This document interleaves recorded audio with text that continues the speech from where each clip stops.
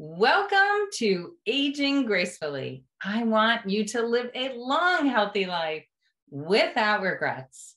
And so does my friend, Jack Hall.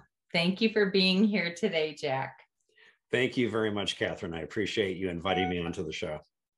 So I talk a lot about goals and vision, and you are a man with a goal and a vision. We are going to be talking about a difficult subject today, human trafficking, that most people really don't know much about, but you are here to change that. And so we're going to do some educating and give some things that people really can do to make changes in this system, or in some ways, lack of a system that we have here with us. Right. So can you give me a little background of what brought you up to this moment? What got me here is 3 decades of doing this job, actually starting my career in Sheffield and then several years in Avon Lake as a patrolman. And then I was a detective sergeant with the Avon Lake Police Department for many years, and absolutely loved working there. But an opportunity came up to be the captain of special operations with the Cleveland Metro Parks Police Department. That brought a lot of interest and information and learning and training in regards to the greater Cleveland community that the Metro Parks encompassed in 6 counties around Cleveland, and the massive diversity that also takes place in all of those neighborhoods, and what we had to learn what the problems are. And then after that, I had the opportunity a few years ago to leave, 8 years ago exactly, to become the chief of police for the Westfield OFIC Police Department down in Medina County. And through different interactions, which has gone on through the years, and different problems which law enforcement has had to address. Human trafficking, unfortunately, is one of those issues right now that we need to make sure that we shed a light on, and the community is educated in what type of enforcement and action can be taken, not only on our side as police, but as the community. That's what I love about talking with you, because you are really about empowering people to know that there are things they can do. Because one, we hardly know this exists, and it just makes us feel so powerless until we know there are things. So let's get into that. It's so unknown to most of us. Mm-hmm. Let me just ask, where is the worst problem in the world, Jack? The worst problem in the world is, unfortunately, in our great country, the United States. We are the first country in the world with the most amount of disposable income. And unfortunately, with that disposable income comes venues for us to spend that money. And unfortunately, sex trafficking and labor trafficking is one of those venues in which we decide to spend money on as a country more than anybody else in the world. But we generally don't know about it. But I know there have been a couple of cases, a few maybe even, that have kind of brought attention to this subject. And one being R. Kelly, he's a performer, singer. And more recently, I think it was just in November of 21, was an incident of a girl on State Route 75. You bring up 2 great cases, because to quickly start with the R. Kelly situation, the R. Kelly investigation and arrest is basically the foundation and the crux of how human trafficking even begins. You have somebody with a lot of influence, a lot of money, and so therefore you have young people, both men and women, young boys, young girls, that want something, from that. And R. Kelly is a major producer. He's a major name in the music industry, in the hip hop industry.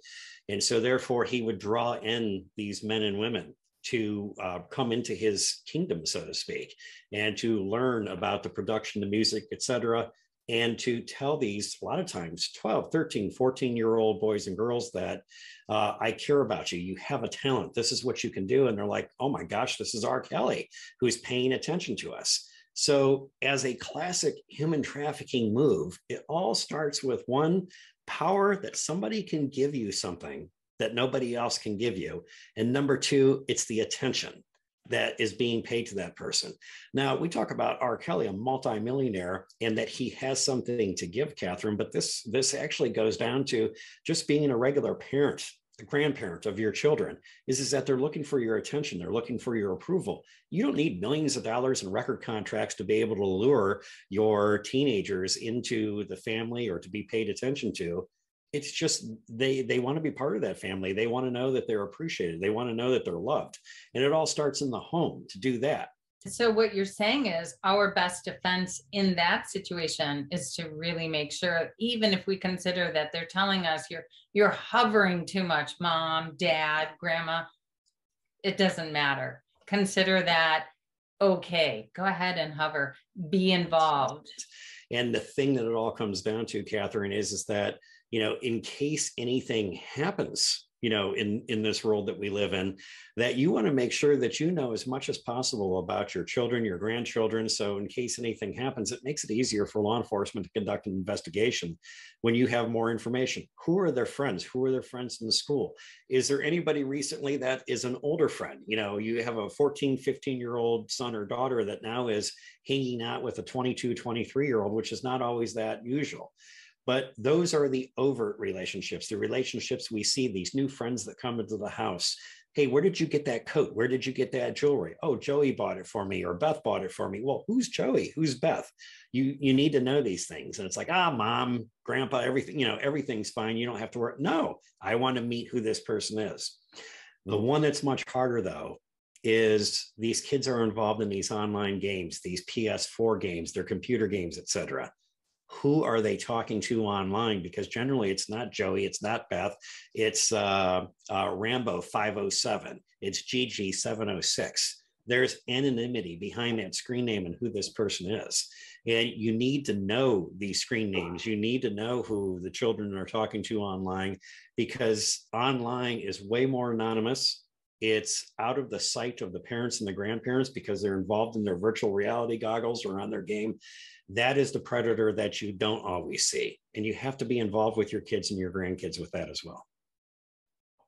Yeah, so we have this concern about children going out, but we also, with these games, have the concern of these people reaching right into our homes as well.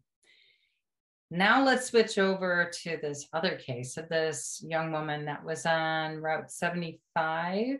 We had a situation in which we had a 15-year-old girl from North Carolina that was lured out by a predator, a human trafficker. And we'll talk about the stats later in regards to Ohio and the cities fit into all this. But ironically, the 15-year-old was abducted in North Carolina, driven to Ohio. After she was driven to Ohio, where she was groomed and, made to look up, for potential purchasers, potential customers that would be wanting to engage in sexual relationships with this 15-year-old girl. They then now head down Interstate 75, which, if anybody's familiar with that, runs from Toledo down through Dayton, Cincinnati. And the girl knew that she was in trouble when things weren't working out after she was being groomed in Ohio. And so this hand gesture that she learned on TikTok, starting around the Cincinnati area and all the way down 75 into Kentucky, she's holding her hand up and she's doing this repeatedly down the interstate, putting her hand out like the number 5, putting her thumb in, curling her 4 fingers down, and repeatedly doing this. And this was developed by a Canadian women's group to show signs of distress, originally for domestic violence or abuse in the home. But somebody actually recognized this symbol when they were driving on their car down 75. They had crossed into Kentucky, and they had actually called 911. And one of the sheriff's office in Kentucky had actually set up a roadblock, looked for the car, had rescued the 15-year-old girl, and determined that the driver of the vehicle had abducted her from North Carolina.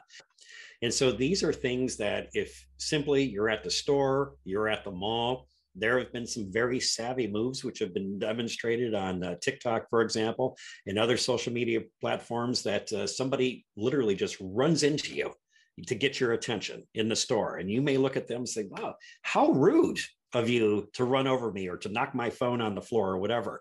But look back at that person, because if behind their back, they're looking at you and doing this, they're trying to get your attention to tell you, I'm in distress. And that's one of those situations you need to call 911. Anytime that you see somebody in distress, a potential abduction like that, somebody giving you that sign, please call 911 because we want to make sure that us in the law enforcement community are able to respond as quickly as possible and hopefully save somebody from this heinous crime. Now, there's also another number, though, the National Human Yes. Trafficking Hotline. So would we call both? When would we call 911 versus the other? Well, unfortunately, especially in Lorain County, not all law enforcement, not all the 911 operators, et cetera, are equipped for all of this. So therefore, if you're not familiar with how to explain, the activity or anything else that's going on, you want to reserve 911 for violence. Somebody's being assaulted, or that distress signal is going out. You see that somebody's being abducted.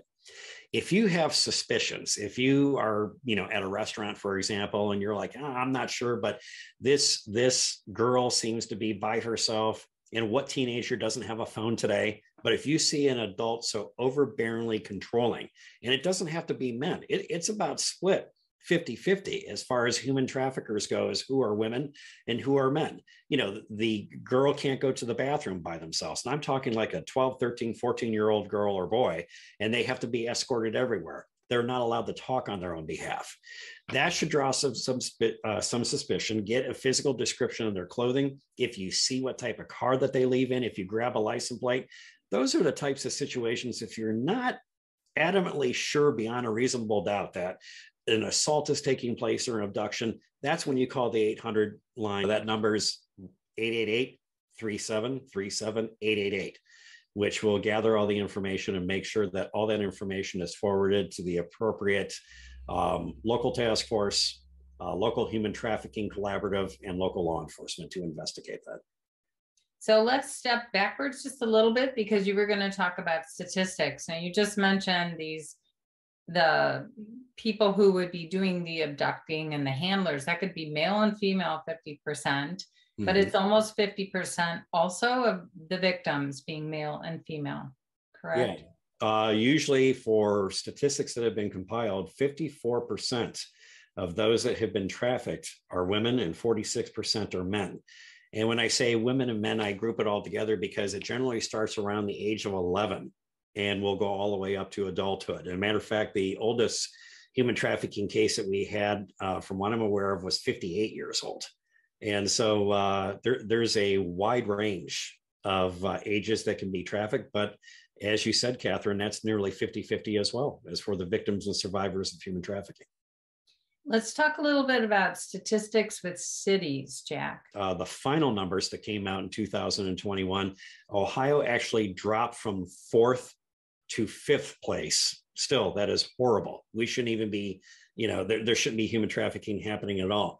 But we dropped to 5th place, only 4 cases behind the state of New York. So New York is now number 4, Ohio is number 5. Columbus, Ohio is actually in the top 10. And here's another strange statistic. In the top 25, if we expand that from the top 10 to the top 25, Cleveland is number 13. Toledo is number 14. Cincinnati is number 21. And let's look at Lorain County, our proximity to Cleveland, being the immediate county adjacent to Cleveland and Cuyahoga County to the west.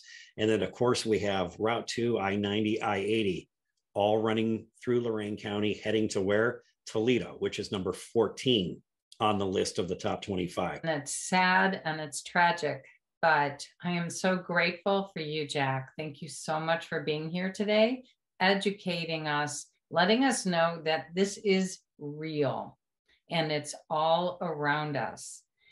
And then also the signal. Yes. That is so important. We have to make sure we learn it and we teach it and we tell our friends and we tell children, grandchildren, although many of them are learning this, thankfully. It's more people our age and above that need to learn that. And then the next thing is who to call and make sure we've got that number in our cell phones even, and be aware that this is happening right under our noses. Thank you for having me on the show today. This is a very important topic for us to be educating the public on. The more that we get the word out, the more that the community is aware of what's going on, and the more that they are aware that, yes, this happens here.